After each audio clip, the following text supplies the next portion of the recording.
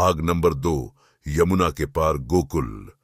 जब कृष्ण का जन्म हुआ तो जेल के सभी संतरी माया द्वारा गहरी नींद में सो गए। जेल के दरवाजे स्वतः ही खुल गए। उस वक्त भारी बारिश हो रही थी। यमुना में उफान था। उस बारिश में ही वसुदेव ने नन्हे कृष्ण को एक टोकरी में रखा और उस टोकरी को लेकर वे जेल से बाहर निकल आए। कुछ दूरी पर ही यमुना नदी थी। उन्हें उस पार जाना था, लेकिन कैसे? तभी चमत्कार हुआ। यमुना के जल ने भगवान के चरण छुए और फिर उसका जल 2 हिस्सों में बंट गया और इस पार से उस पार रास्ता बन गया। कहते हैं कि वसुदेव कृष्ण को यमुना के उस पार गोकुल में अपने मित्र नंद गोप के यहां ले गए। वहां पर नंद की पत्नी यशोदा को भी एक कन्या उत्पन्न हुई थी। वसुदेव श्री कृष्ण को यशोदा के पास सुलाकर उस कन्या को ले गए।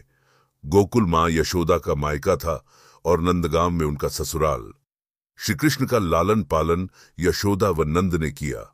गोकुल यमुना के तट पर बसा एक गांव है, जहां सभी नंदों की गायों का निवास स्थान था। नंद मथुरा के आसपास गोकुल और नंदगांव में रहने वाले आभीर गोपों के मुखिया थे। यहीं पर वसुदेव की दूसरी पत्नी रोहिणी ने बलराम को जन्म दिया था।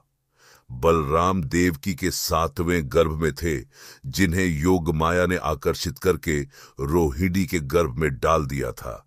यह स्थान गोप लोगों का था। मथुरा से गोकुल की दूरी महज 12 किलोमीटर है।